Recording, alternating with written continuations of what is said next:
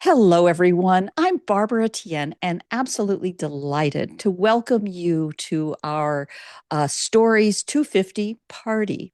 This is an opportunity to bring everybody together who has been making these incredible contributions to this project of love. It is a collection of our stories, our articles talking about where our ancestors were 250 years ago.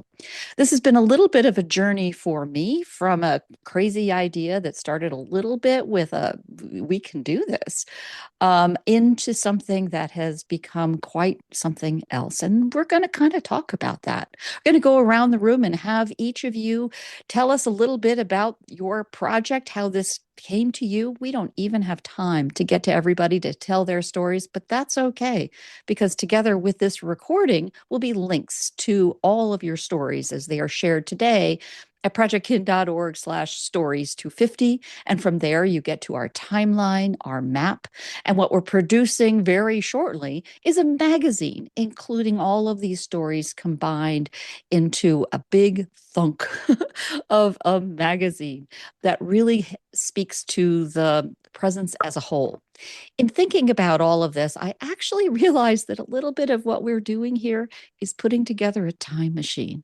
We're talking about where our ancestors were 250 years ago for where we stand today at the semi-quincentennial of the American Revolution as it's celebrated in the United States, but also look at where our ancestors were around the world 250 years ago.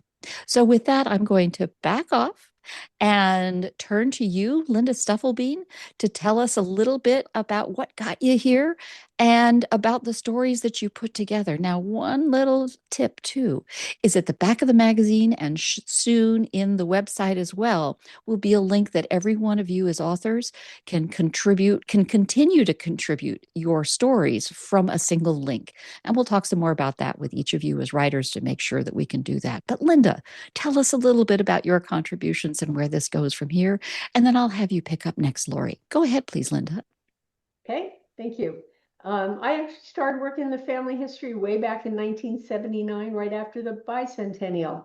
But I wanted today just to share kind of my reflections. I mean, in the past, I've thought and learned about an individual ancestor and what they did in the American Revolution. And I've thought about what, say, a militia or a regiment did as a whole. But what this project has really done for me is point out so many individuals and everything they gave, they lost, whichever side of the cause they were on. In my story, I've got as many loyalists as I have patriots. My patriot, first one I found was Joseph Bucknam, born 1761. So he was still in his teens when the American Revolution broke out. He was first classified as a deserter, and then he just popped up back at home one day, and it turns out he'd been captured by the British, put on a ship in a harbor somewhere. He didn't say where, and he was actually sent to Mill Prison in England, which I guess was an absolutely horrid place where they threw a lot of the American patriots if they captured them. So, he went into the revolution probably as an enthusiastic young man. Oh, this is war, this is exciting. And I'm sure he never, ever expected to end up in a prison in England. Definitely had an impact on his life. My husband's John Stufflebean, first generation German, living down near the New York, New Jersey border. He went off to war, signed up, and he ended up being captured by the British. He was taken from New Jersey through Pennsylvania, Ohio. He eventually escaped down the Ohio River and ended up in Kentucky. Never saw his home in New York again. He actually was, when he was held by the Iroquois, who had him for a while before they turned him over to the British, he and the other prisoners were forced to run the gauntlet. And so his life was turned upside down. He never, ever expected that, I'm sure, that kind of adventure in his life. And then one of my loyalists, John Adams, his family was totally split during the Revolution. Some of them were patriots and were out there fighting. He joined the Queen's Rangers when he was still in Connecticut. he actually was part of the group that attacked the town where his wife's family lived. And Mm. eventually left Connecticut, ended up in New York, then New Jersey, and in the Fall Fleet, 1783, he left. Each of these people went into war fighting for what they believed in, but I'm sure not one of them ever expected what their experience turned out to be. And you don't see that picture unless you're looking at all of the stories that we've contributed. We're not getting a view of the whole army on either side. We're not getting the view of one person. We're seeing all the unique things that happen to all our ancestors. And I think that's what this project has done for me. Oh, that's fabulous. Thank you so Mm. much. And that is exactly what I'm starting to see as I look at each of these. It's like um, a personal perspective into history. I now care about those loyalists because I know you. And it suddenly gives me, pardon the expression, but a dog in the fight. And that's kind of the goal here. Go ahead, please, Lori. Oh, well, I actually started doing the 250 stories at the end at about I started researching about the middle of last year, and I kind of went overboard. I think I gathered over 300 of them. And there's a lot of them, and they're coming out a little bit at a time. The one that is going into this is about not a relative of mine, but a lady named Azuba Freeman Ryder, and she was born at the beginning of at the end of the American Revolution, and she lived 105 years. And so I just told her story because I thought she encapsulated so much of the promise of America early in the experiment. Um, so that's my contribution to this. And I've got, like I said, I think by the end of this year I'll probably have like 25 of them that'll be out on my Substack, and I'm having just a great time. And I think one of the things we can all appreciate is that every time we do research into one of these stories, we're learning more about American history and our place in it. And for me, at least, every story that I come across, um, I learn something more about uh, not only just the context of the war, but just what everybody was doing at the time. And I think that's just so important. So Yeah. that's kind of what I'm doing. Thank you so much, Laura. And you've even, through your bridge to 2076, given us a wonderful perspective on this time machine idea, that how we take this forward. Thank you so Yeah, much. yeah. So, Di, take us over to your perspective. You brought us a completely different view, true to the notion of where were your ancestors anywhere in the world in this period of the Enlightenment. Tell us what was going Yes. on. So my article was a look at education and literacy in a small rural place in Wales. I don't really know much about my 18th century ancestors, but what I do know about one branch of my family is that at that time they were preparing their children with education. So what I decided to do was to focus my article on an object related to this process that was happening. And that object was a chest of books that was received in 1765 at the Anglican Church in the parish of Ceslan. And this chest of books was their first lending library. And so then what I tried to do was wrap up the presence of this new lending library in what was going on at that time related to education to kind of get to the answer of why at this point in history did this chest of books arrive there. And so what you see is all kinds of local stories about education and literacy. You have the early example of, from the beginning of the century, of a school opening at the nearby Kilgwin Chapel, which is where my ancestors went to chapel.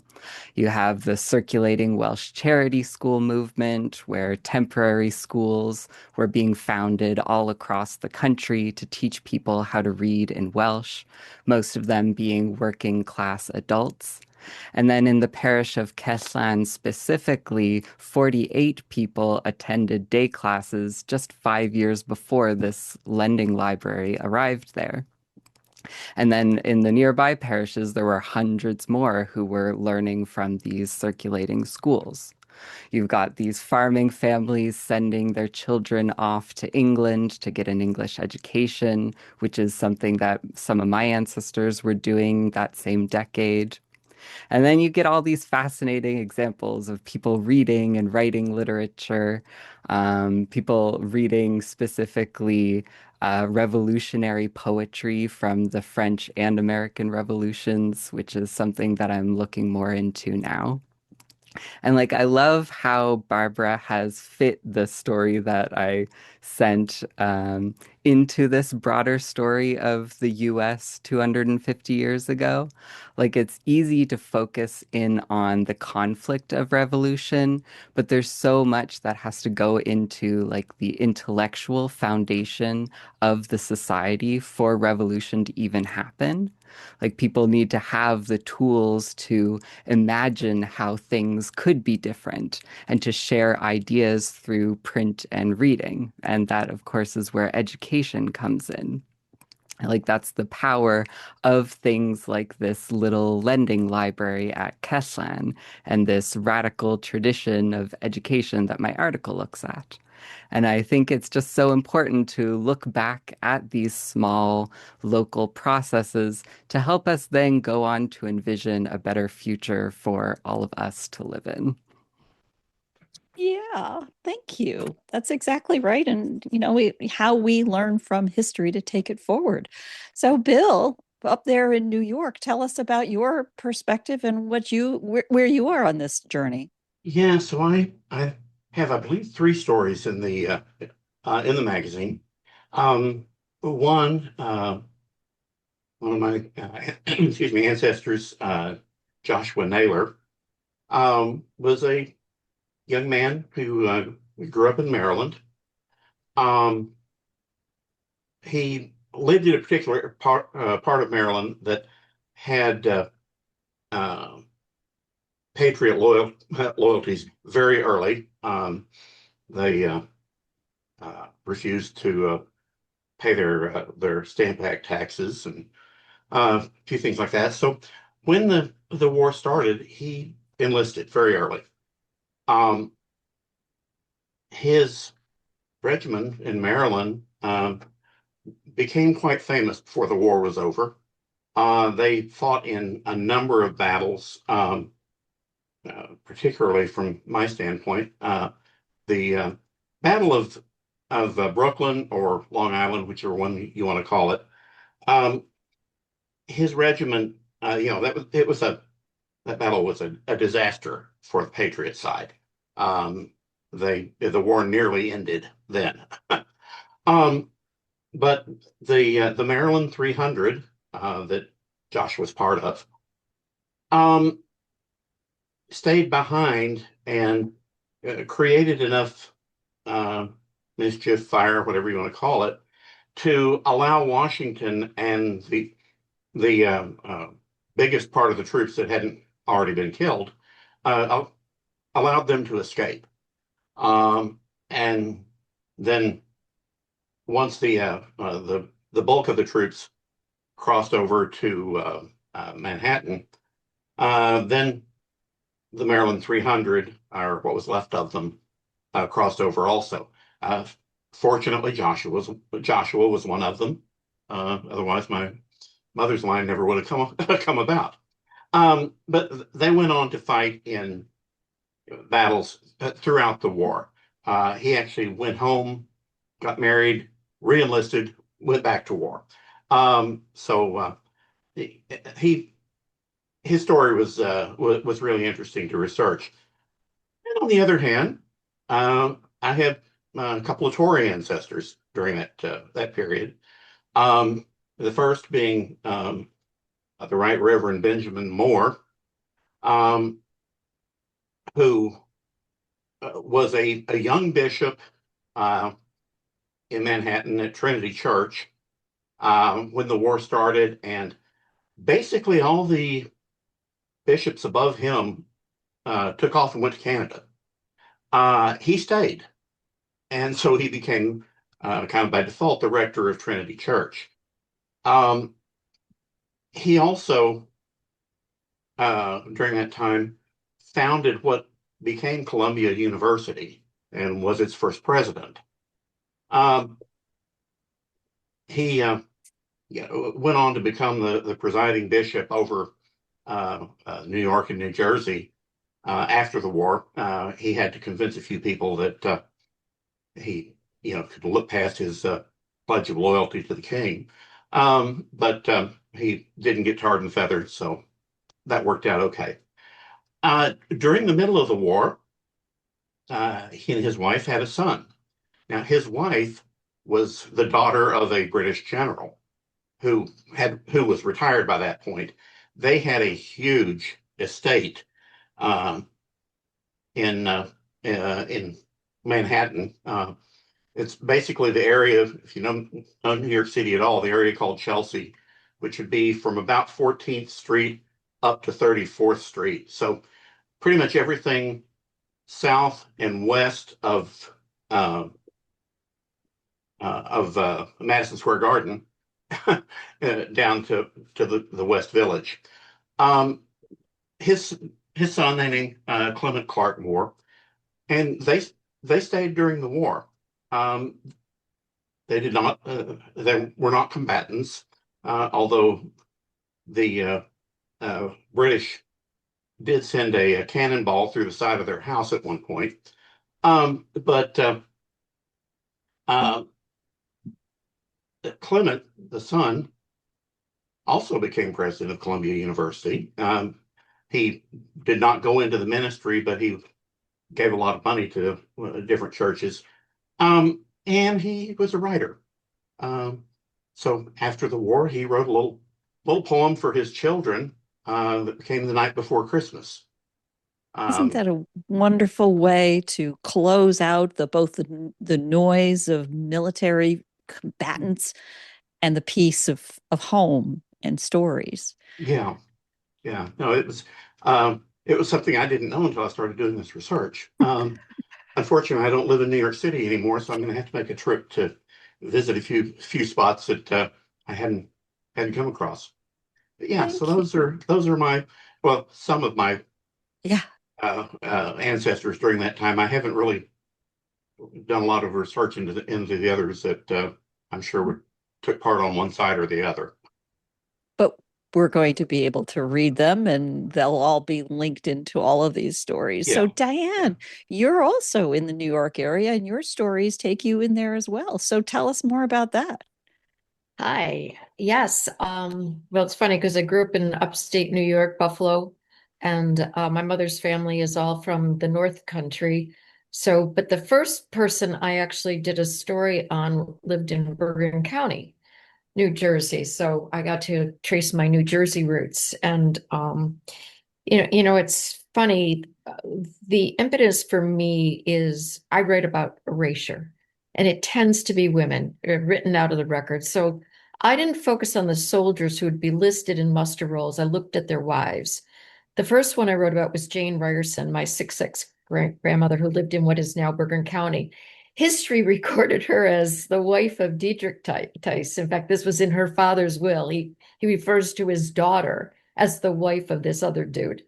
But this woman maintained a farm, negotiated with Indians, answered the door while pregnant, small children, no doubt, playing near embers when troops from both sides came to the door demanding food. Turns out another great-grandmother, ex-great-grandmother, is her sister Mary. The two, their mutual grandson, the first cousins married, so their grandson was then the father of another little girl who would be in New York State at that point. And she escaped in an Indian raid, in the raid of Royalton, Vermont. So now we've gone New Jersey, brought up to Vermont. She and her daughter, so again, more great grandmothers in this lineage. And I talk about the raid of Royalton, Vermont, where Indians basically came in and destroyed at the behest of the British. They had galvanized these Indians who were furious that their lands had been taken from them. and they destroyed this little town. And the women, while the men either ran to garrisons to go get help, and the women were busy packing up the children, diving over hedgerows, going up into the hills to escape. The third piece I did actually was a predecessor to all of this, because at this point I like, why not? I'm just into this, right? So I find another person, wait still, and this is two Bible commandments, wait still. And she's a 7X, 8X great grandmother. I didn't wait a sweet. Oh, 7X.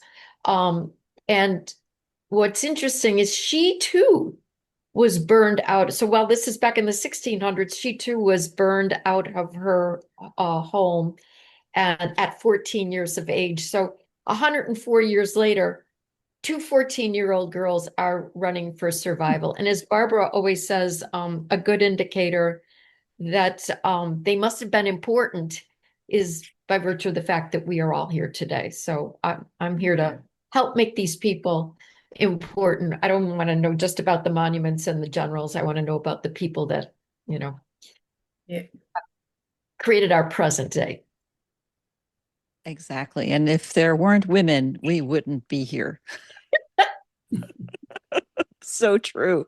So, Rick, tell us about your family and Israel Standish, is it?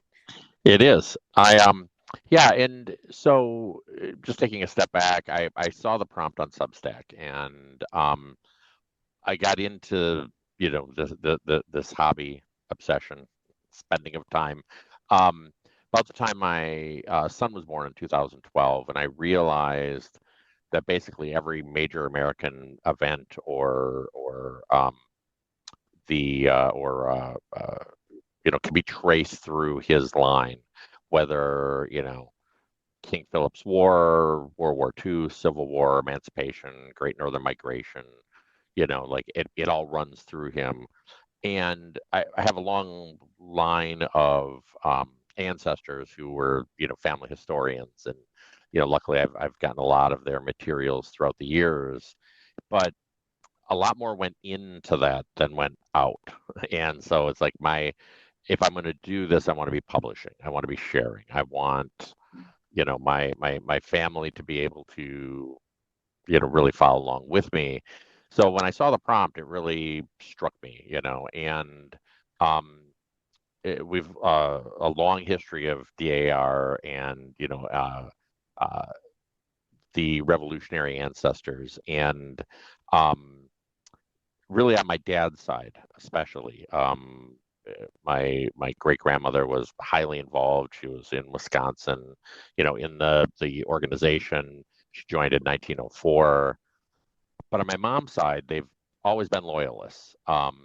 And I didn't want to write about the soldiers. I've got at least a dozen soldiers that we could write about, and they're all interesting, and there's nothing wrong with that. But kind of like, Diane and I wanted to look at this a little differently, and I found Israel, who I think highlights one of my favorite group of these these revolutionary ancestors.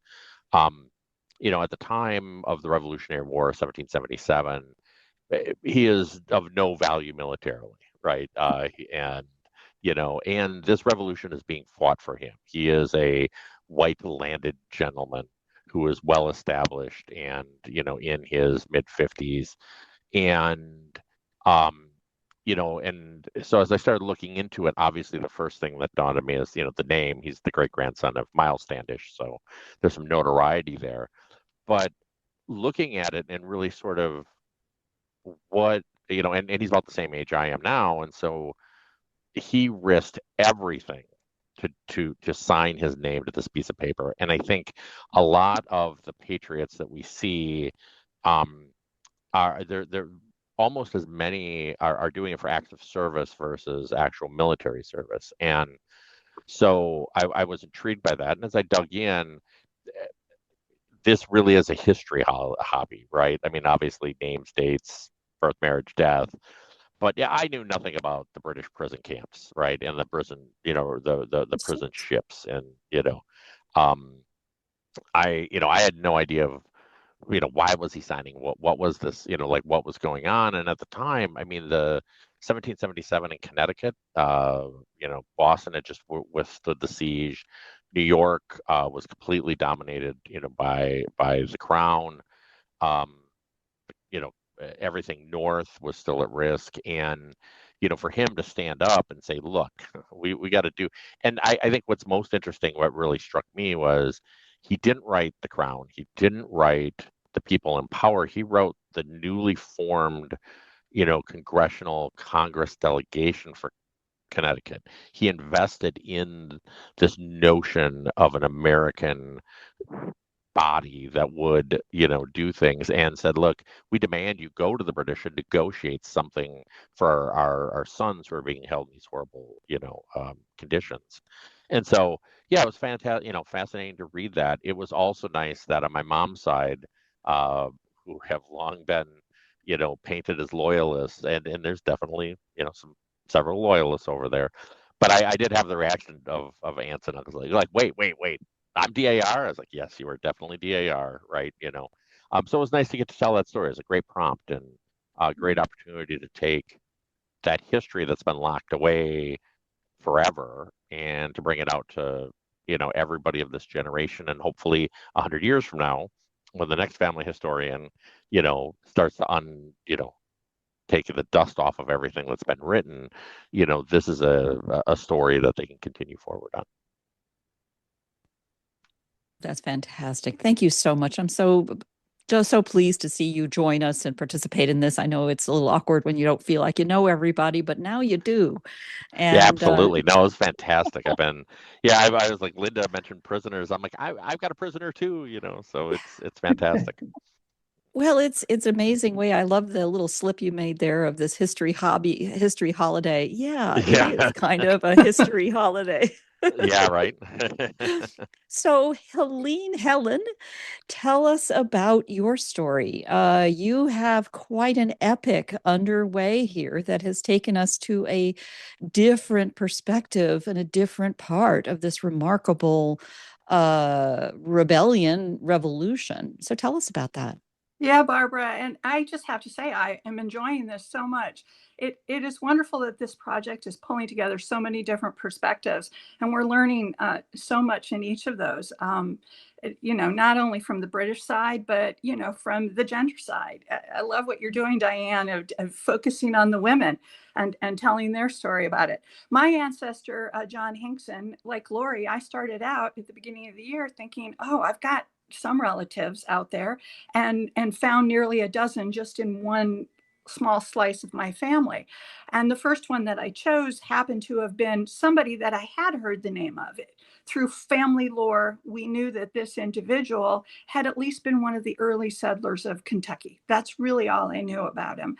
And when I started to research him, I started to uncover just this really deep and interesting story about his life on the frontier, anything west of the Allegheny or the Appalachian Mountains, which was not technically part of the 13 colonies. But what I started to find out is that the war between the East that was fought by Washington and the Continental Army was much different than the war that was fought on the frontier, which was fought by volunteer militiamen. And essentially, and Diane, you mentioned it in yours, essentially, there weren't as many British who were actively fighting that war. Instead, they were incentivizing or including the Native American tribes who very much were upset about, the takeover of their Indian hunting grounds. And so they were fighting the frontiers. So it really was a much different war that was happening, although it was part of the American Revolution, much different in the West. And as I've begun researching his particular line, I think many of you know, I'm releasing chapters, and I have a whole book that I'll publish at the end of the year. But one of the most fascinating things to me has been kind of towards the end, I've been looking at his legacy. And I think, Rick, you touched on it a little bit of how this can help others. One of the things as I've been researching and releasing the chapters has been getting emails from other Hinkson relatives who say, thank you for all that you're doing. I didn't know that. Or building upon the great research of somebody else standing on their shoulders. And I'm fortunate to have had a few people who back in the 1980s and 1990s published some early stuff. But with all the new technology, I've been able to get much more. One of the things I'm doing with this chapter at the very end is I was able to actually look at the ancestors and the legacy and realize how many people might be affected by this story personally, not just of interest, and have adjacent family members or they were in the same area, but really personally. And so I did a little AI, and it'll be published as my final chapter. Hinkson had 9 children. All those 9 children lived into adulthood. He had documented 50 grandchildren. I can do this through Family Search. Those 50 children also had children. So he had in total 226 grandchildren. Wow. Or great grandchildren. Now, if you take that, and I asked AI to just do a projection on where they could be, AI did an average of 2.5 children for each relative that lived into adulthood, except the last 2 generations.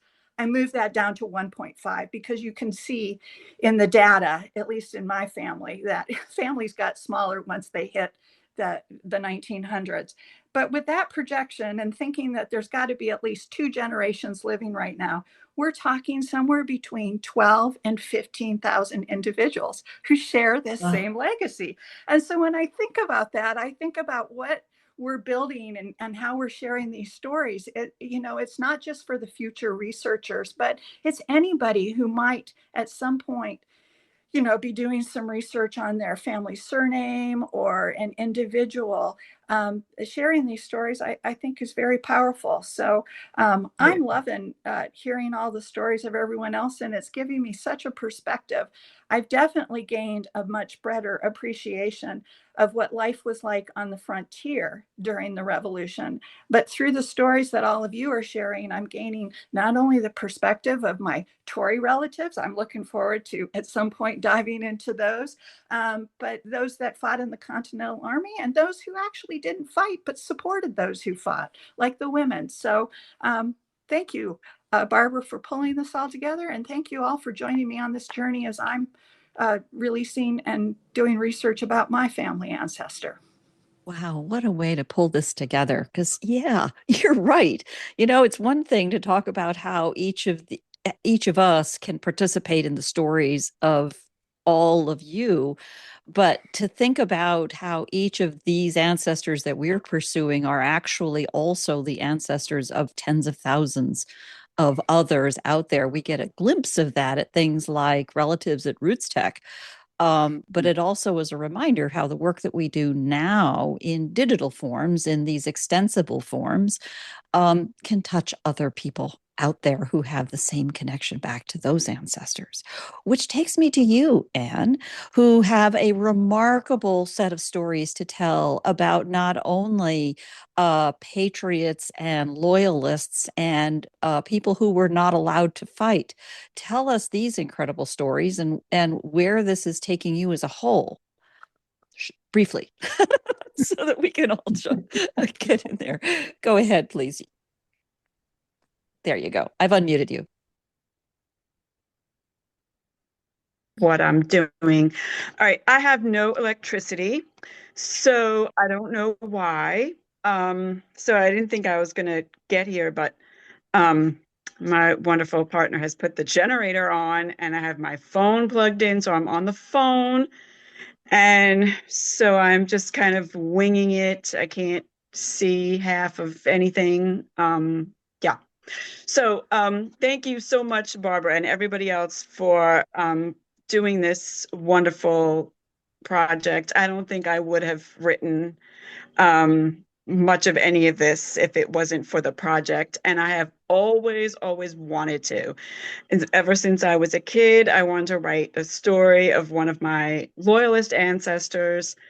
My grandparents are from Canada, where the loyalists are all heroes. They're founders, and there are a lot of genealogical societies and tributes to them. So that's a different perspective on it. And after I wrote a lot about my loyalist ancestors, I thought, well, let me find some patriot ancestors for my wonderful and patient partner. So I went looking for those last month, and I found a guy, Isaac Williamson, who fought in the Battle of Sullivan's Island in Charleston, South Carolina. And as I was looking at that, I saw that there is a group of reenactors. Thought, well, that would be fun to go to a reenactment and see them. And so I looked it up, and the anniversary of the battle is on June 28th. And then I looked at it and I realized that it was fought on June 28th, 1776. So it's actually the 250th anniversary reenactment. And so I said to my partner, we have to go. Your ancestor fought in this battle. We have to go see where it was. And, we have to go tomorrow. So, so we packed everything up and we drove to South Carolina, which is a 6-hour trip for us. We live in Virginia, and they have built a fort, a replica fort. The fort, when the British attacked, or when the British were planning on attacking, they decided it would be necessary to build a fort. So they just built one as quickly as they could out of whatever happened to be there. And whatever happened to be there was palmetto trees and sand. So apparently they didn't realize that palmetto trees are actually spongy. And when the British cannonballs hit the fort, instead of shattering as anyone would have expected, the palmetto logs absorbed the impact, and some of the cannonballs actually bounced off. So the British put a lot of firepower into this battle, and they got nothing out of it. Meanwhile, the Americans, it's a real underdog story. The fort was only like halfway built. It didn't even have a back. They had very little gunpowder in comparison, like 1/10 of what the British had. So they had to make every shot count. And every shot did count. And they knocked holes in the British ships, and they knocked the masts over. And the British, who didn't know the harbor, some of their ships ran aground and they were completely useless. And in one spot, the British thought they could wade across, but it turned out to be 7 feet deep. So it was a comedy of errors on the British side and a lot of luck on the American side. And the battle was credited with keeping the Americans in the war, because it was a big victory. It was right there in 1776, right a couple of days before the Declaration was signed. And so it gave a big boost of morale to the American side.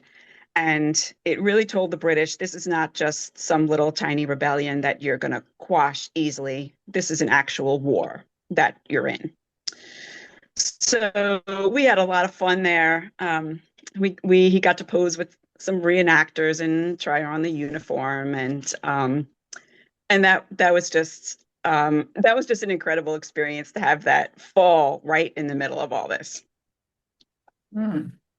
What an incredible story to pluck out to tell from among your collection, and yet to do that without power over a cell connection. So bravo for channeling your ancestors and making the story happen.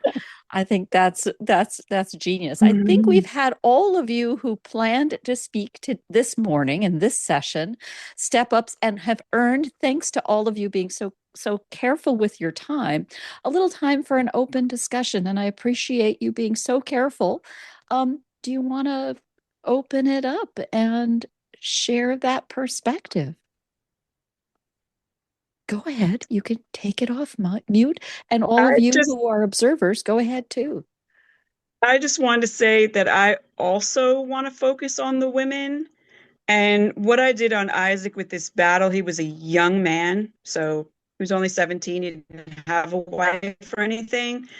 But I'm writing now about a woman's life from the war on in chapters. And that has been the part that's always fascinated me. You know, we have to follow the men because they're the ones whose names are in the records. But Yeah. you know, if he's in the census, she lived there too. Yeah. And you know, if he was signing um, an oath of allegiance one way or another, she was agreeing to that too, probably, or or you know, or not. And what I wrote about my woman was um, she could have. I don't know whether her family were patriots or loyalists, but she left her family behind when she fled to Canada. And she had the decision. She could have stayed with her family because she could have run away and gone back to her family, and he would not have been able to follow her because he was a traitor and he would have been arrested or hanged or tarred and feathered or something. So she did have that choice to make. Um, so we all our women do have these stories. They're just hidden most of the time, and we have to kind of imagine what they were doing. Exactly. And what was the name of the fort? Which fort was that? It was on Sullivan's Island. So when it was first built, it had no name. But then after they Okay. won the battle, they named it after Colonel Moultrie, who was the commanding officer. So it became Fort Moultrie. Okay. That's another thing And that's then it amazing. disintegrated. Palmetto logs apparently disintegrate pretty quickly. So it disintegrated and then it was rebuilt out of brick. And so it quickly became a completely different fort. Mm. You know, the Ryersons were Dutch, and Dutch women were very different from British women. They were expected to take part in the economics. They were the ones that negotiated with the contracts with the Indians. They spoke the language. They maintained a small farm in front of the house, you know, the garden, if you will, where the daily vegetables. But they also were heavily involved with the livestock. So when their husbands went off to war, they really just took it all on. And you know, I was thinking about it. I mean, she had like 5 children during the Revolutionary War, and these little, you know, I mean, what actually started it, I was taking care of my great nephew, my grandnephew, and my husband and I were exhausted, you know, running in circles with this little kid. And I started thinking about, you have an open flame. How are you keeping these kids out of like open flames? You're pregnant, you're answering the door, you're doing all this stuff. I was like, holy cow. I would have rather gone off to war. Talk about lives in the limbo. Yeah. That's good to know. I have Dutch women too. Look at that. Yeah. I have an unusual story that's part of John Hinkson's, and I don't know if any of you, and Anne, you kind of touched on it when you said your partner enjoyed the researching your family. One of the things I found was this particular ancestor was among the first that settled into Bourbon County, which was bluegrass country in Kentucky. And I started to go through early tax records from 1782. Those were the first time. There's only about 130 men in all of this large Bourbon County that are listed. But I started to see my husband's name in it, McClanahan. And I thought, after I saw it the second time, I thought, what are the chances? I mean, there's not, you know, there's like 150 landowners at this time, and a rather large part of Kentucky. Bourbon County was actually practically half of Kentucky when it was the District of Virginia. Well, lo and behold, the research, we pull up his, it happens to be his fifth great uncle. It's not his direct, but it is his fifth great uncle. And not only do we find that, we find out that they are both among the largest landowners. He was actually, Thomas McClanahan was larger than Hinkson. He had fought in the French Indian War and had gotten a lot of land grants. So they were direct landowners to each other. Their land touched each other. And we made a pilgrimage to Paris, Kentucky, where they have the American Revolution Board with everyone who, all the patriots who died living there. And we have an image of both me pointing to Hinkson and my husband pointing to Thomas McClanahan. And we thought, wow, this is so interesting. And for me, it created a real personal connection to my husband. And so, now he's very much interested in the Hinkson story, and he's interested in me tying it. I'll probably put an epilogue at the end of a little bit of tying that story to his. So sometimes you make connections not only with people who aren't, or who are ancestors, but also you find connections with the family you married into, which was just kind of wild for me. That just gave me an idea. We talked about, in this case, the connection between you and your partner through the story itself. I wonder if it wouldn't be a good idea. We're not changing the magazine, but on your digital copies of all of the articles that you've written, if you haven't already, I'd encourage you to go ahead and include at a little section at the end, the way you do footnotes and further reading and so on, links to the people named with their full name and their birth death years, because usually that you'll pick that up on a search. And if you're really feeling up to it, you can include a link from there to a public openly accessible family tree on something like Wikitree or Family Search, to make those connections possible and find those kinds of things. I have one. The quilt that I've used. It's a public domain image from the Smithsonian of this beautiful quilt with an American flag on it that has the kind of folk stories image to it that I was looking for in the campaign. She's a 10th cousin. And there's a funny story about that whole quilt itself in modern history that I'll pull up at another time. But yeah, think about doing that as ways to pull these different elements of the stories together. I wonder at this point if any of you who are observers, Jennifer, with your active contribution, you know many of these stories and names from your Speaker's Corner connections. Carol, I know you'll be speaking this afternoon. If any of you want to pop in and add anything, any observations, please feel free. Yes, Barbara. I just couldn't resist coming along for the celebration because I haven't contributed to this at all. The only way I have contributed, I've watched and read everything that I could that has come up, all the lives, and it's just been amazing. And when my partner's been home, he has no interest in any of this that I do, but he would not miss Stories 250. Absolutely loved it, and he even talked about getting up this morning because it's early hours here, getting up early to watch it. But I said, "Oh no, the recording will do for you." But yeah, so the stories have been absolutely wonderful. And as an Australian who really, I know nothing about any of this, just a vague overview. It's just been so educational. It really has been educational. So I think perhaps might have someone lurking in the wings that, could have been involved that I don't know about yet, on the British side most likely. But so perhaps stories, what will it be next time? 300? Stories 300. Well, or is it Lori, 75? Well, it will be stories. It will at least be stories 2076, and our own Lori Olson White here is already preparing for that. Lori, do you care to add a little something about that? Sure. Yeah. So we're about knee deep, not quite neck deep into our century safe. We're this next month we're pushing really hard to get almost everything done with the contribution side. Uh, and if anyone is interested in doing something like this, I highly recommend it. It changes how you see genealogy and family history for sure.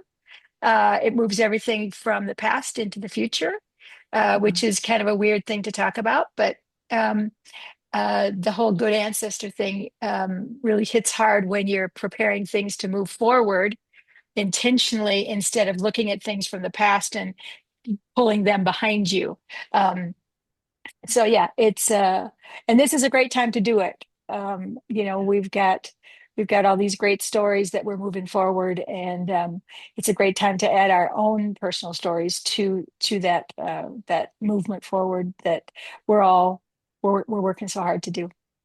Well, having Yeah. put that story that way, I mean, it's a reminder that in given modern technology, we are doing something that generations behind us never ever could. The same technologies Mm. that are spying on Yeah. us every day are also giving us ways to create a digital path of everything that we've done that we can curate, we can prepare, we can contextualize, and move it forward to future generations.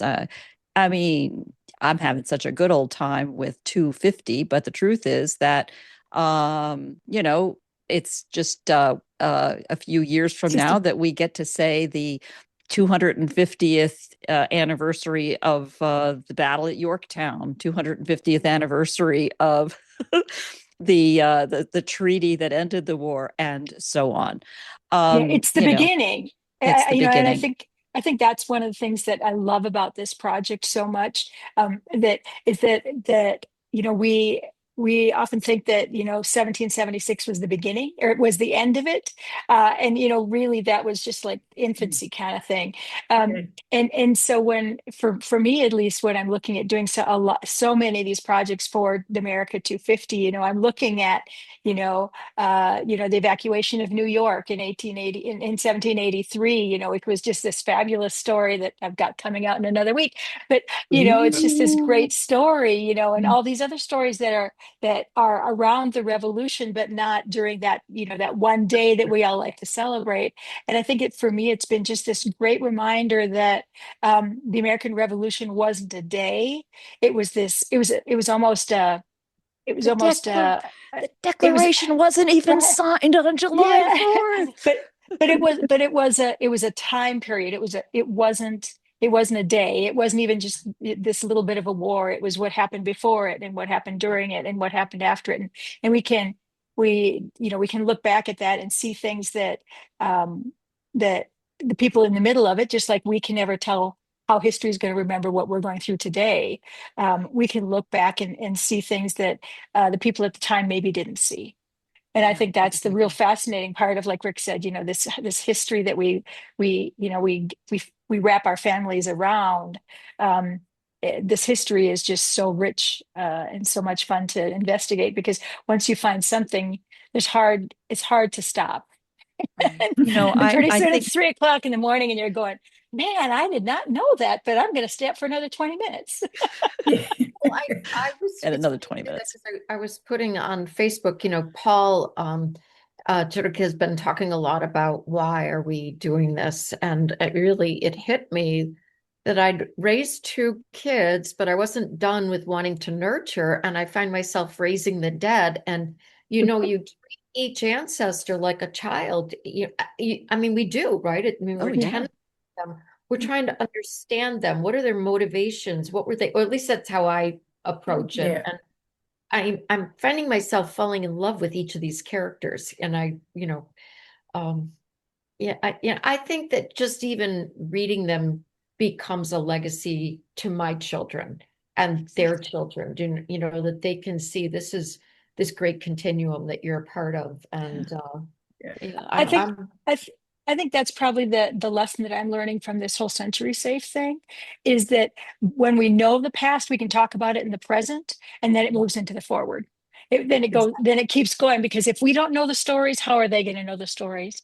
Yeah. Um, Yeah. and that's to me, that's really been the thing that's kind of made the difference for me in this whole process is because we spent the time learning the stories. Now your families are going to know these stories because you're going to be sitting at, in the car one day, and you're going to start talking about this.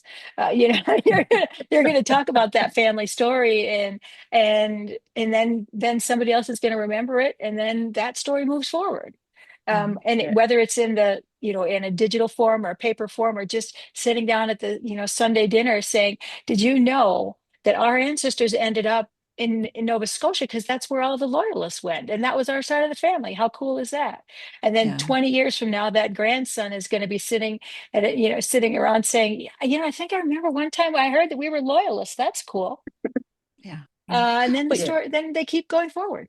so Yeah. much of this is, we talk about personally, we talk about an origin story, what made you who you are, what made something what you are. And a lot of this is on a national level, and we've made it a personal level.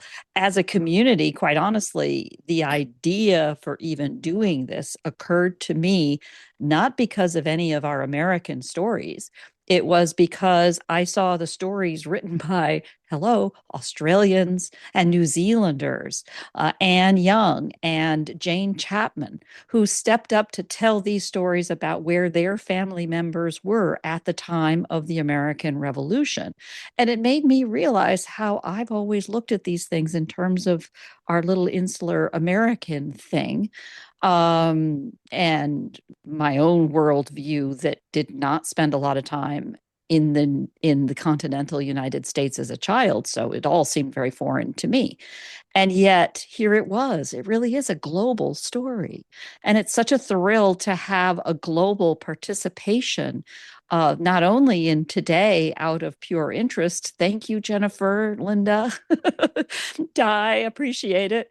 Um, but also this global perspective. And as we move forward, we have some other ideas coming that will build on a lot of the little techniques and tools we've used here to make this go forward. And I truly appreciate all of you stepping up, to heart and soul to participate, engage, and contribute to this, because it's really a community effort. And it's forming a community of what we want things to be, what we want people to be able to do, and then to show, to drop those tidbits of goodness out and radiate from you to people that I will never know, who may not ever even touch this community directly. So as we wrap all of this up, thank you for all you have done. It is truly a journey of joy in pulling this together, and we're going to take it from here. Again, there's another party going on in just a few hours, so the other part of the planet can join us as well, and everyone is welcome at all of the sessions. They are all free, and they will be combined into one recording together. So I will be sharing this. And with that, I'm going to go ahead and stop this recording so I can combine them later. So hello, everyone, and welcome back. This is the second of our two-part series on Stories 250. We've invited our speakers, our authors, contributing to this incredible collection of stories about where their ancestors were 250 years ago, to join us for this little party. And this time, we're inviting everyone to our second half. We're timing this for the Pacific region, and as you'll see, several of our speakers are joining again across the Americas, but also in Australia and New Zealand. And it's in fact in that context that this whole story actually began, because it was a series of posts by Jane Chapman, our first speaker from New Zealand, that really gave me the idea for Stories 250. In this case, she was telling us the story of one of her ancestors and his incredible journey during this period. And with that, I'm going to get out of the way and let Jane tell you a little bit about what this was all about, and then we'll just be going around the room. Go ahead, please, Jane. Thanks, Barbara. Yeah, I'd written, I think, about 10 articles when Barbara came up with this idea, and which was Um, really good. So I wrote about two of my ancestors. There was one article on Samuel Gray, my fourth great grandfather, who was about 23 when the war broke out in 1775, and he was a patriot who fought on the North Carolina line. I knew very little about him, so I just wanted to record what I did know so far, and that was pretty much limited to what I had found out from the declaration he made about his Revolutionary War service, and he made that in a court under oath at the age of 81.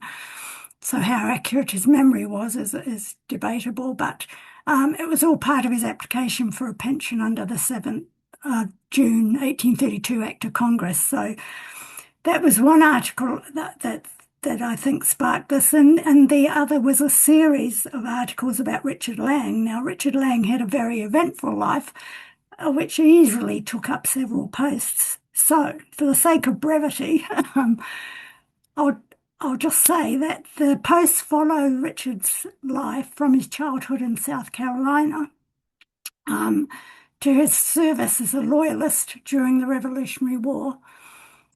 He was in his early 30s when war broke out. From there, towards the end of the war, he moved his wife and children to British East Florida as refugees. That was during the latter part of the war, where he could continue to be a British subject, live in British East Florida, and do occasional forays at the end of the war there in South Carolina. But then, when the Treaty of Paris was signed in September 1873 and the war ended, there were some little treaties, and one of those little treaties that went with it gave East Florida back to the Spanish. So at that point, Richard became a Spanish citizen. So he'd moved from British subject, loyalist soldier to Spanish citizen. And then when in 1795, he became a rebel leader. He led the East Florida Rebellion against the Spanish. That was after several things had happened that turned him against the Spanish. And eventually, having avoided capture, because it was a very short-lived rebellion, and he avoided capture by heading to Camden County in Georgia. And eventually, he became an American citizen in 1799. And he died in Georgia in 1817. So, as you can see, the articles I wrote sort of take him through a lot of different roles, from British subject to Spanish citizen to American citizen. So, I guess that is Richard in a nutshell. There we go. The remarkable Richard, I should say. And all of this story coming from you in New Zealand reminds us of the deep roots that take us in this, what was amounted to a civil war between the the colonies and the homeland of Britain, and now you are in New Zealand. So it's been an incredible journey. Yeah. Well, my maternal side is British, but my paternal side is American, so that's where I get my American family from. But in addition to those that capturing his story, I also had sort of a couple of add-ons to it, two articles. One was about my relationship to him in the DNA, because I'm not quite sure how I'm related to him. He's either my fourth great-grandfather or the brother of my fourth great-grandfather, but I can't quite figure it out at the moment. And it's sort of at the distant extent of what you can do with autosomal DNA. So it's, it may remain a mystery, but he was fascinating. I found him fascinating, and I had to write about him, basically. And now you've shared that story. Thank you so much. That was, go ahead. I was just going to say, and the other additional article was about the enslaved people that were associated with Richard Lang and his family. So I haven't actually included those last two articles under the 250 banner, just the first 7 about his life, but they are sort of related to it. Yeah. It's one of the nice things that we have on this is that's the stories will continue, and more about that later. Go ahead, please, Maureen. You've got another story as well. And here you are in the hotbed of all of this, at least from where I sit in California, in Rhode Island. So tell us about your stories and how you figure into all of this. Yeah, being in New England, it's history all around, all the time. And I've been researching individuals who lived during the American Revolution for about 25 years. Um, and my interest was to find photographs of these people. And so I wrote about two of them, my favorite people. George Fishley, mostly because he was such a character and his image was like out in public view until somebody went into a museum and said, wait a minute, isn't that guy old enough to have been in the revolution? He was just sitting in a case on display. And there are several images of him, it turns out, in private collections. And my favorite is him dressing up in his outfit and like sailing down, being in the parades. To be, and then I think he at one point got invited to the White House and he declined. So he was a character for sure from Portsmouth, New Hampshire. And then I wrote about James Allen of Maine. And James Allen is sort of a tragic figure. And you've all done the research. You read the pension files and you really get a sense of who these people are and what they're passionate about and the hard luck stories they tell. And of course, the embellishment of having served under every famous general in every famous battle to try to get this pension. But James Allen tried unsuccessfully for a number of years. And the irony to all of that is he never got a pension. And the irony of James Allen is that he was known as Maine's last Revolutionary War soldier. Wow. So I was hopeful when Barbara told me about this project that more images would pop up of these people because I have images but not stories relating to them. And I have lots of stories but not images. And when I started this project, I didn't have any Revolutionary War ancestors, Barbara, not a single one. And then I have one. It's still pretty remarkable that there are photos of these people. This guy lives into the age of photography, and I can't find a picture of him. Thomas Hewitt of Taunton, Massachusetts. If anybody out there has a picture of Thomas Hewitt, I would love to see it. But I have about, in the notes here, I'm going to include the names of people, or in your articles, the names of people that we're still looking for. And I'm hoping that by the power of SEO, we'll bring this together and help ferret out more of these stories. That would be great. That's what it's all about. Yeah. Thank you. But George Fishley and Thomas and James Allen are just priceless. And you have such a wonderful story about discovering Fishley's gravesite, right? Wasn't it Fishley? I was in New Hampshire for a conference and I was speaking at the conference and it took me years to find my great grandmother's grave. She dies in New Hampshire, but she lived in Rhode Island. And I thought, oh, where could she possibly be buried? She turns out she was buried in Portsmouth, New Hampshire, this huge cemetery. And I went with a friend and we sort of coordinated. I had the map. He had his phone with like find a grave on it. And he'd say, where are you? And I'd be like, I'm standing at so-and-so's grave. And eventually we found her grave. But on the way, the first stop, I stopped and I looked and I said, I'm standing at George Fishley's grave, and I felt like his hand was on my shoulder saying, I'm still here. Tell my story. It was a great moment to like be right there because he's the only grave I've actually seen of all these people. Wow. He's a cool person. He was a cool person, a character. I can't say that enough. Wow. Thank you so much. And his stories now live on, don't they? They do. Thank you so much.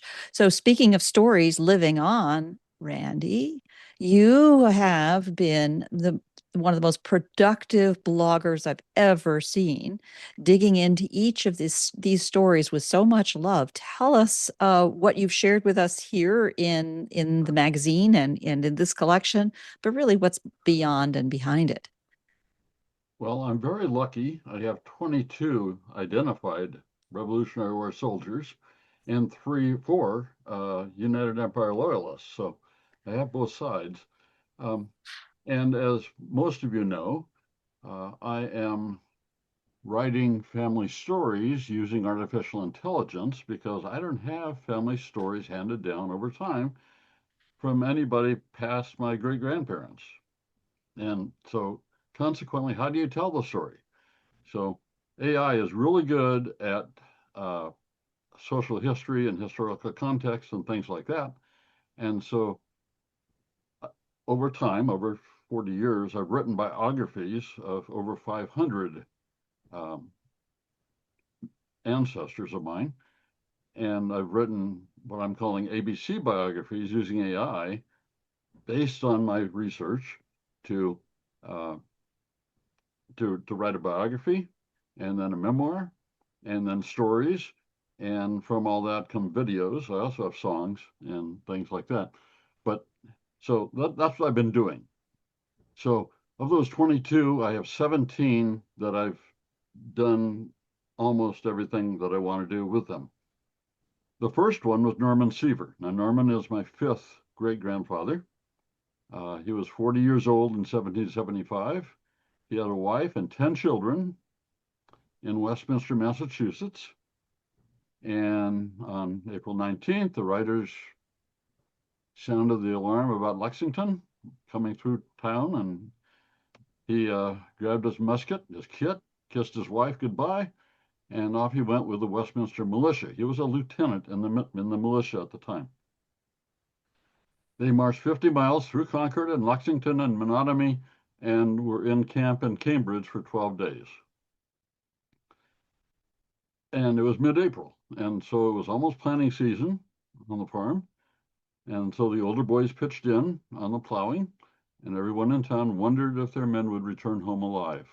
Now, can you imagine the shock, the fear, the frustration, the worry, and the hope in the minds and hearts of this family and all the families? Unbelievable, I think. One minute they were secure in their home and family, and then a shot was heard around the world and life changed. Would he ever come home? Norman did come home on 2nd May 1775, and life resumed. But the threat of war was present for 5 more years, and Norman served 2 more periods in 1777 and 1778 down in Rhode Island. 3 of his sons also served. The story in the book was written based on my biography of Norman, and I used a prompt for Anthropic Claude to tell me the homecoming story. What happened when he came home in early May, having marched back the 50 miles? It is historical fiction, but it might have been this way. It's what I imagined might have happened. So I've written things like this for 17 of my folks that were soldiers. I have them all in a compendium, which I'll give to Barbara, a link to it, that highlights everything I have for the ones I've done. Norman fell off the roof in 1777. He's building a church, fell off the roof and died very quickly. So there's another story there, which I haven't really told yet, but it's not Revolutionary War stuff. Yeah. So that's my story. Wow. As we know, each ancestor has a unique story. Every single one of them. No two are alike. I am touched deeply by each story, appreciating their service, their lives, their work, their family. Uh, this has been a fantastic journey. They all have hardships. They all have accomplishments. They all have joys. They all have sorrows. And I'm inspired and educated by them. Thank you so much. I think one of the things that's been a real honor for me back at sort of the hub of all of this, now working on the magazine, is to start to see these patterns and start to see these connections. We hear more stories about Lexington, for example, that whole path, and then I've been putting more archival images and things into the magazine itself. That I think you'll start to see the context for so many of these start to overlap, and how we feel as individuals hearing about each other's stories. We now feel part of that. So, Erin, tell us a little bit about your family story that you brought here. Here we go. I found 4 or 5 Revolutionary War ancestors, and when I kind of started to dig into each of them, I was really touched by the story of John Truax. He's my 5th great grandfather, and what struck me was and inspired me to write about him was the inventory of his possessions that he was required to present to the Court of Common Pleas in St. Lawrence County, New York, to actually get his pension in 1820. So, 40 years after he had, fought in the Continental Army, he had fought at Ticonderoga and at Fort George and was taken prisoner. And he had to have 3 of his fellow unit members speak on his behalf and state in court that he was who he said he was, and that he did serve, and they served with him. And so it was just his possessions amounted to, I think they valued it at like less than $85. And he had been a cooper by trade, and by then he couldn't do the work of a cooper. That's a lot of hard work, but his pension was $8 a month, and a cooper would easily make $2 to $3 per barrel, which would only take, I think they said a cooper could make like a dozen barrels a month. So it was probably barely enough to live on at $8 a month. And so that's just really what struck me about him, was that and then less than 5 years after he got his pension, he drowned in the St. Lawrence River. So he was crossing the river to go retrieve his pension money, is the story anyway. So there was a really good story there waiting to be told, I think. And I got to read the affidavits. The names of the people that testified on his behalf were, there were families that names kept showing up over and over again. So that these families were connected for possibly several generations after the war. Yeah, that's the thing about those affidavits and statements for pensions that so many of us have used as original records. I mean, these poor men didn't know that they were going to be asked this, right? The process didn't exist yet, didn't know what would happen in the war.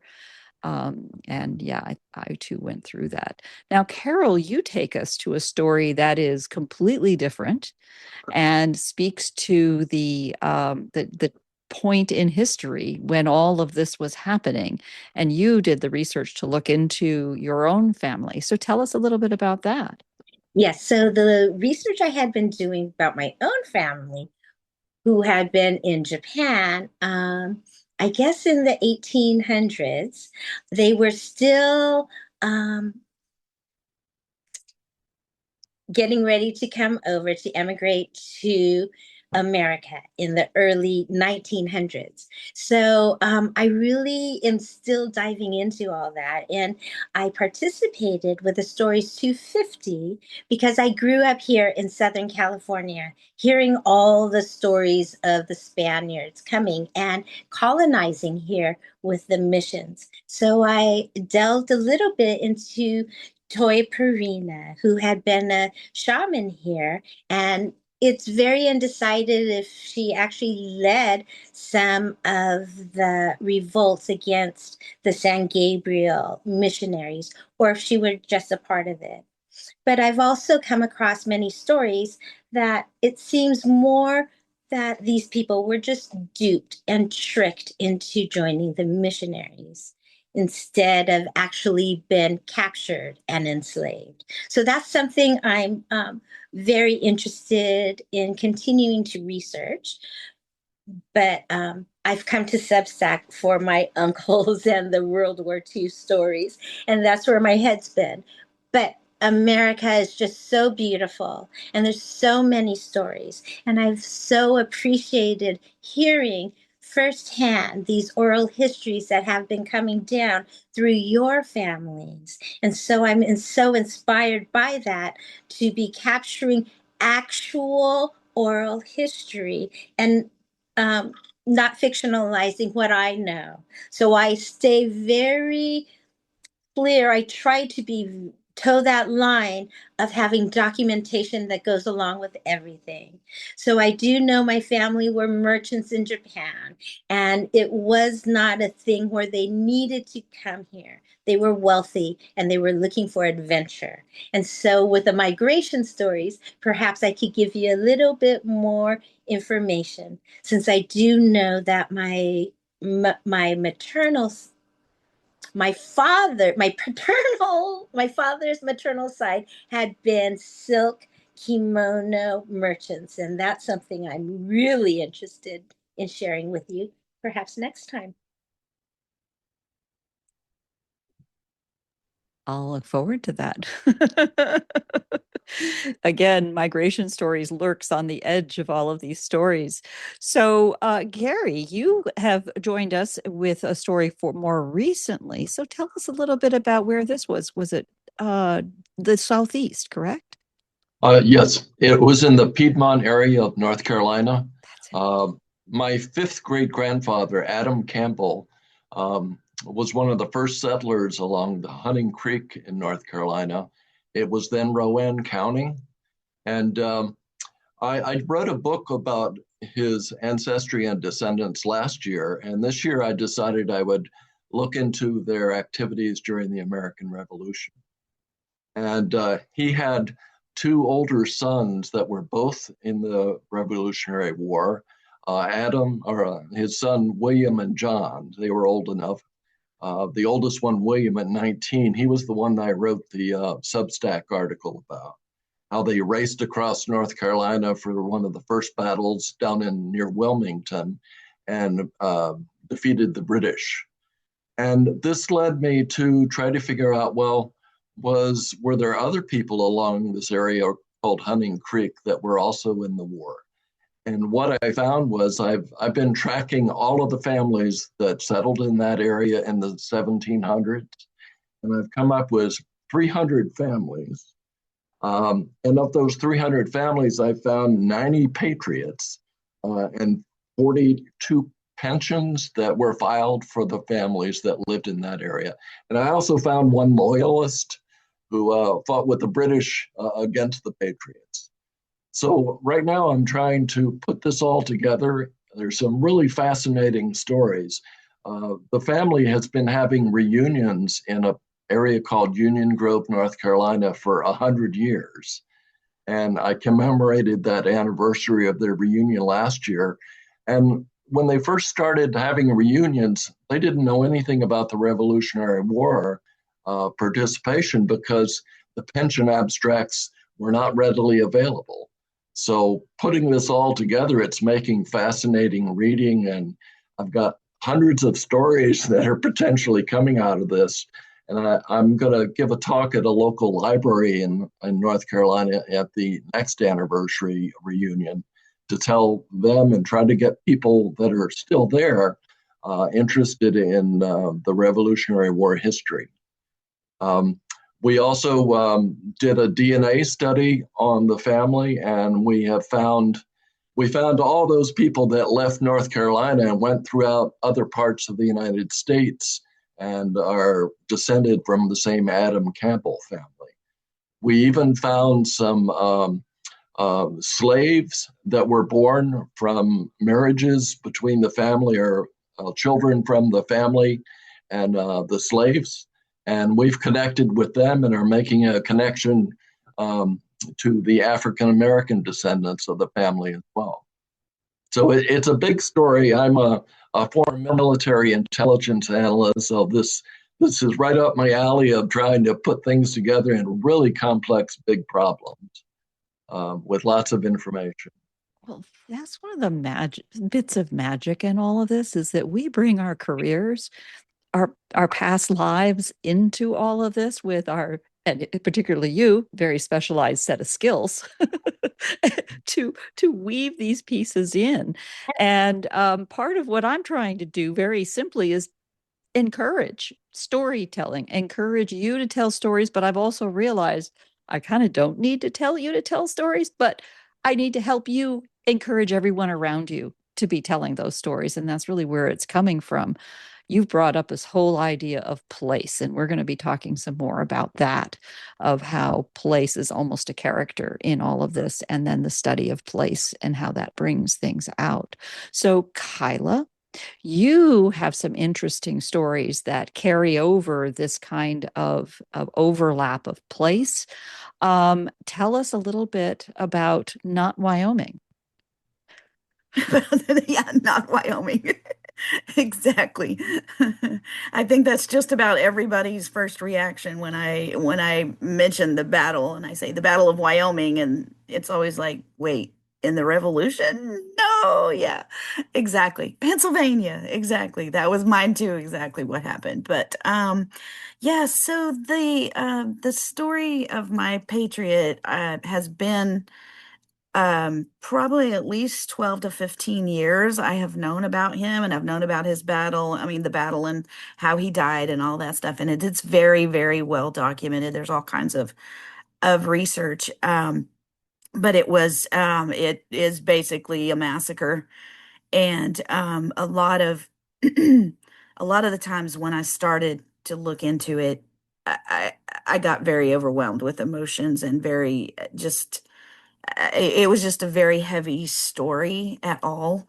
And so I kind of just would put it away and not do anything again. And but the more that that America 250 was coming, and I'm DAR, and of course we have a Patriot, and people are asking me questions about him and all of this. So I decided to go ahead and dig in and do a little research. But um, what I really started to think about was the fact that not only were these some, I believe there were approximately 300 patriots that died there in the Battle of Wyoming, but that was also 300 families, right? That fled from the valley. Like it was an entire, it was two to at least through the night and the next day completely. Because what happened, unfortunately, is that the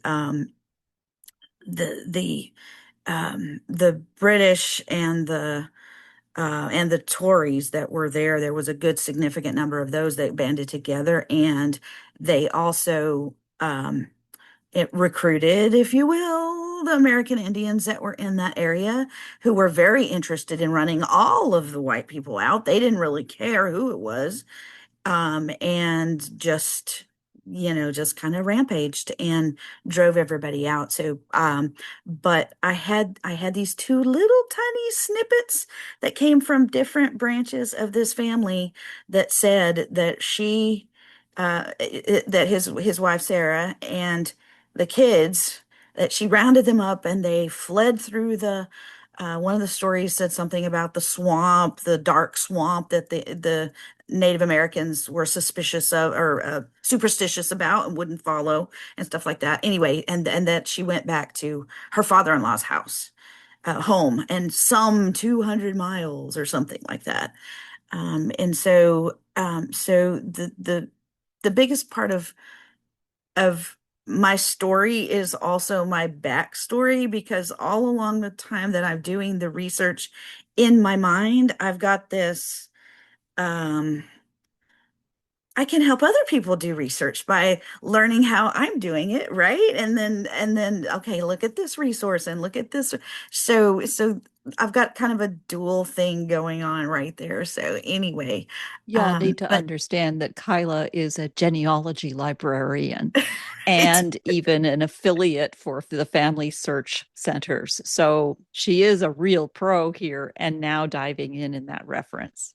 yeah. And it was completely different research wise for me because most of my other ancestors, like I had a lot of Midwest and West, so frontier type, very rural type research and that kind of thing. And so this was my first jump into that colonial era. And what I found was that I had a lot of wrong preconceptions about the revolution and everything about it, about how they lived at the time and all kinds of things.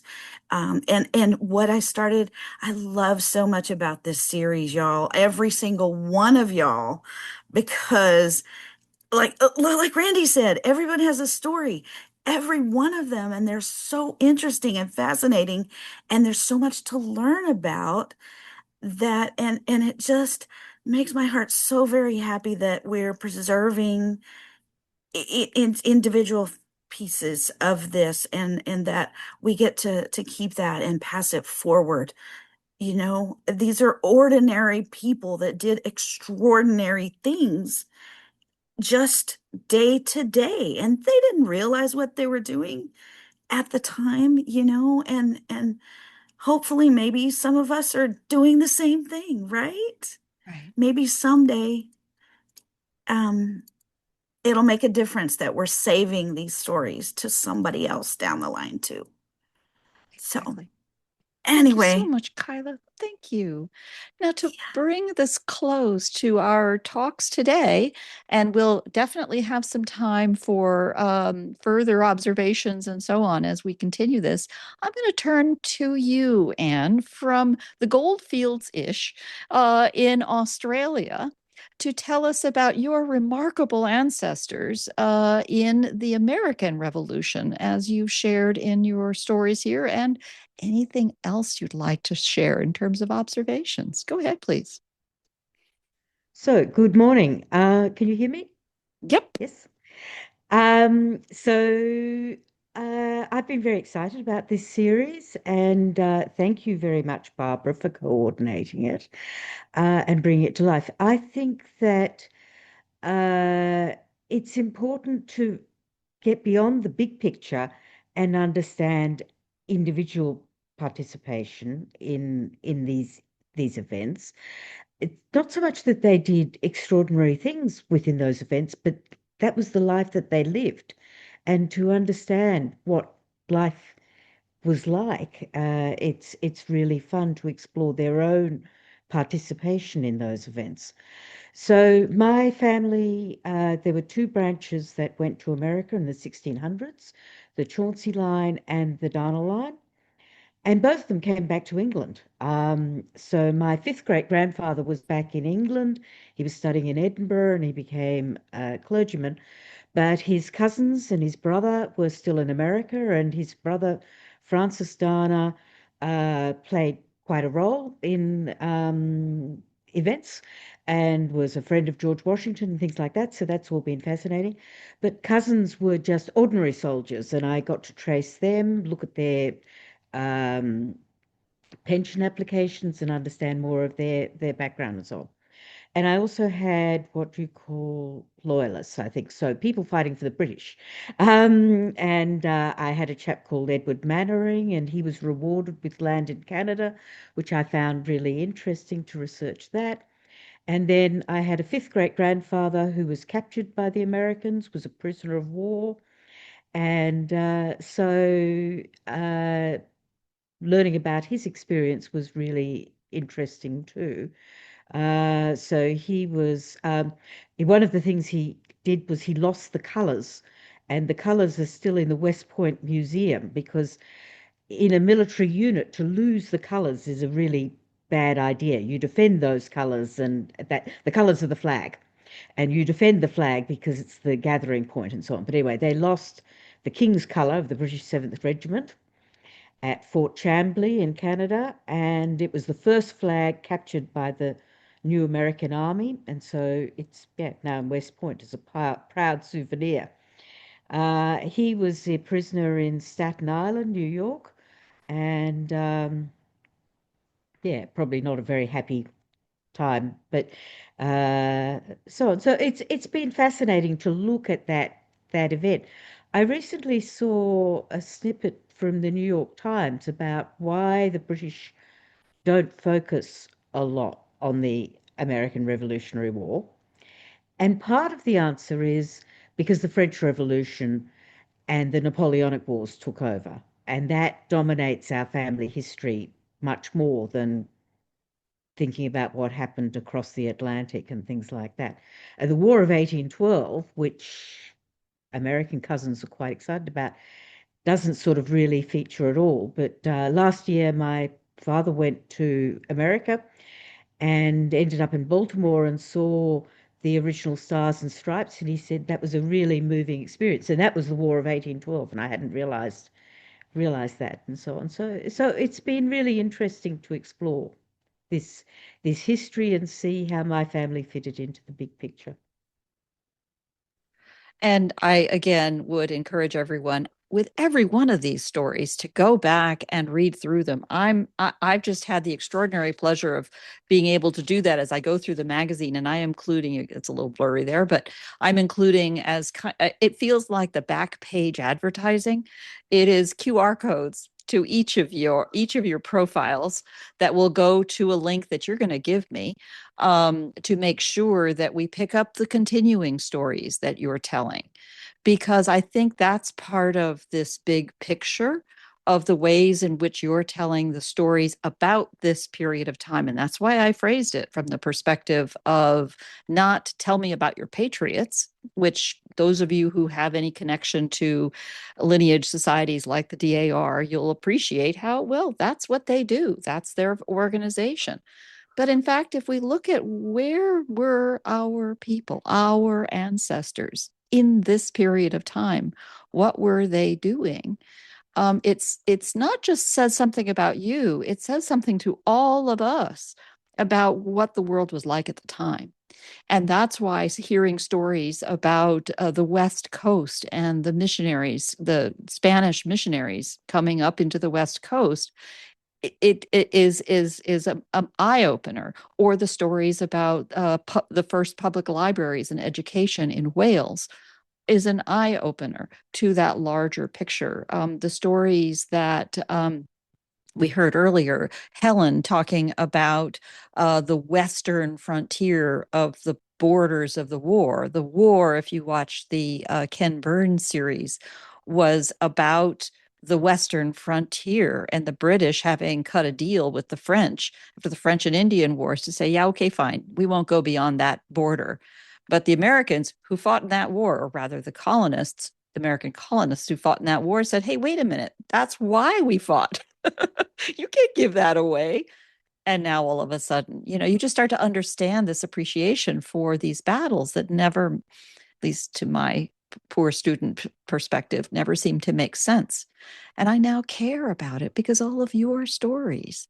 So let me get off the podium here and invite you all to comment on each other's. Go ahead and turn your mics back on and let's have a conversation. Go ahead, please.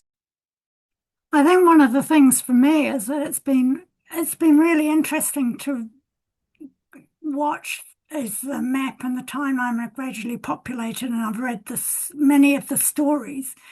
And for me, it's been an education because I grew up in an environment where I didn't have any American history. And so I've learned a lot along the way, both in writing the articles I wrote, but also in reading everybody else's. So, and they're so varied, as you say, from the lending library in Wales through to people actually on the front line and so on. So it's been fascinating for me, and I think it's been, a really good series and a really good thing to do. Yeah. I think it shows that history really is the accumulation of individual actions. And then the world is a very small place with Yeah. all of us. What I would love to see, Barbara, is I bet with all of your stories, there's so many of them that there are linkages between the stories of people serving in the same companies and regiments. Oh, yeah. I'm pretty sure of it. You're going to I'm pretty sure of now it. all going back to, that even the Lexington, Concord, and I forget the name of the small town along the way in Massachusetts. You said it, Randy. Each of those, there's so many of you that were in those battles and those stories. Bunker Hill, No. Charlestown. Menominee. Menominee. There you go. Now Arlington, but yeah. There you go. Arlington. I had to look up Arlington. On Route 2. Yeah. Arlington, Concord, Lexington. Yeah. And geography. That's why I put the map in, because I don't know my geography of that whole Northeast thing. It's been amazing to me. Well, I hear Randy. How many did you end up with, Randy? 30? I've identified 22, and maybe 5 or 6 have, just were, militia guys that served 10 days or something. But I've done 17 in the biography and memoir and story and video. So, well, I'm going to have to work a little harder and dig a little deeper, because one from a person who lives in New England is just unacceptable. Then my job here is done.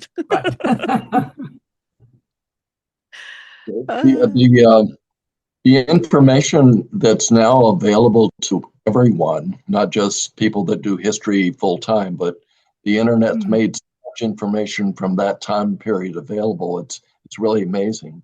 The other thing, trying to find people that are working the same stories.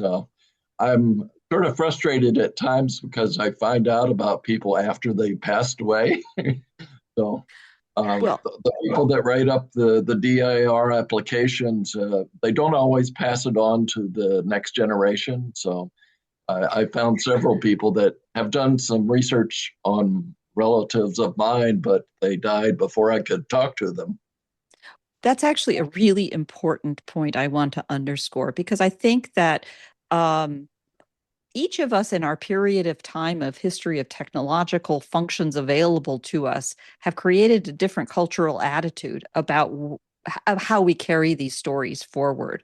I think certainly in the early days of a lot of this kind of research, it's like, mine, I'm not going to share it with you. You go look up your own. One of the things that I'm really working hard to try to do is to open that all up and encourage all of you with all of the stories that you're putting together, and you update and you create the digital trail for those, to include the name, first name, last name, middle name, if you know it, and birth and death dates in kind of at least an addendum at the bottom of your post or anywhere you want. So it's searchable, so it can be found, so that people can find you. I have seen that been helping me in my research of my own family and ancestors and immigrants and everything else several times over in just the last few years, because technology has just fundamentally changed that. And just as the ability for mere mortals like me who don't know what we're doing, stumbling in and still finding stuff, it's a beautiful thing. So don't hesitate to do that. You will be blown away by the other people, other distant cousins. Diane this morning talked about a little brief AI fed calculation of how many descendants this ancestor she'd been studying had probably had alive today, and she was somewhere north of 20,000. And yeah, that's pretty easy to believe. So let's all help each other find them and get them telling these stories too, right? So I would just... One of the things that came out of my Richard Lang series was that I was contacted by someone, a cousin, a very distant cousin, who was descended from Richard's son. So and that led me into contact with a whole lot of other people in the Lang family. So, if you write them, get them out there, who knows who will will pop get in up. touch with you. Exactly. So Go ahead, I just want to say that I've been at the Rhode Island Historical Society doing some research on a different project, and I was checking in with them to see what was new that people might want to know about. And they are just about done digitizing all the hospital records, the Rhode Island hospital records for the Revolution. So, Wow. Randy, that stuff will be online if you had anyone. There was a big smallpox epidemic in 1778. And so those records will be online, be able to find information about people that maybe you're related to. Wow. I probably have some. Yeah. I bet you do. So keep a I lookout. have plenty of Rhode Island folks. Yeah. Then you go. Yeah. Yeah. But not in the 1770 timeframe, but earlier, you know. Early. Barbara, I just want to make the point that here we've written something and you're going to publish it and people will read it, but who will read it? Will our kids read it? Will our grandkids read it? My experience, being 82, is that the kids are too busy to read anything. They don't have a good historical background. I'm talking about California kids. Maybe better other places. They don't have a historical background. They don't know much about American history. They know the generals and they know the major battles and maybe a year or two. And then the grandkids can't read cursive and don't read books. What do they do? How do they get their information? They get it from Instagram and TikTok and YouTube and Facebook and all these social media. Now, what's going to happen in 20 years? We don't know. You know, there's going to be holograms of people like you and me talking about our ancestors. Will anybody watch it? That's why I've really enjoyed making video overviews using Notebook LM of my stories and making slideshows of my ancestors, including all the war guys, and put them and they're all on my YouTube channel, and that someone may find it there. Again, fishing in all the ponds here, dropping the bait in YouTube and Facebook and Instagram and the book and blog and whatever. Yeah. So think about that, everybody. Yeah. Fishing in all the ponds, I think, is a great way to put it. And making sure that you set your bait in such a way that they can find it. And that's why I was putting out the specificity of words, the specificity of the names. And you're always so good about that, Randy. And I think we're, what is it, eighth cousins, sixth cousins, maybe? Eight, I think, but I can't remember. Yeah. In fact, using these kinds of tools in every function, every way we can. I have seen SEO just last week worked for me again, that pulls these people up and, raising a little visibility in a way that sets the bait in a very positive way. It used to be, I know, speaking of my own complicated family history, my mom's perspective was always about using fake names or whatever it took so that no one would be out there trying to find you because she assumed they were out to get money. Mm-hmm. It was just an easy thing to assume someone's contacting you because they're out to get money. No, we're not talking about that. And just having that, you're really recruiting team members on the same journey to find and learn more and encourage. I never knew my grandmother. I am picking up all this work that she did, and I never knew her personally. But I'm starting from the treasure map that she left because it was in written form, and I never have any of her records. It's heartbreaking, but other people picked up her written work and had already done a lot of work into family search, which is, again, part of my own treasure map. Yeah, Barbara, I put a link in the chat. Yeah. a month or so ago, Nancy Gilbride Casey writes Please on the Tree, and she put directions on how to upload particular blog posts to the Wayback Machine and Internet Archive. It's very easy to do. And yes, the Wayback Machine goes meandering around and visits here and there. But if you want to be sure that, you know, particular stories are picked up, if you follow her link there that I put in, it'll tell you exactly how to get your link uploaded into the Wayback Machine. That's a terrific point, and I will include that in the notes to this recording as a reminder. And yes, I talked about my grandmother's book being a pointer because others had been there. Actually, about 10 years ago, I scanned it myself, plucking out the living people, and posted it to the Internet Archive. And that's, in fact, exactly where a lot of the connections have come from. And that's a lot of there's so many resources to the Internet Archive for providing that kind of thing. And you know what? We keep thinking of new ones and keep sharing more. And that's what's so wonderful about having a community to do this in. I'm so grateful to all of you for taking the time this afternoon, and for those of you joining as observers and coming on back to join us again. Is there, I don't want to cut anybody off. Are there any last comments that you wanted to share? I wanted to say that I got a comment on one of my Stories 250 posts last week from a woman who turned out to be my fourth cousin. And I was excited because she said that she had gone back to visit where her grandparents were from, which is our ancestral hometown. And so then, as she was driving back home, she got the idea, well, she would just Google her ancestors' names. And when she did that, my post came up. Voila.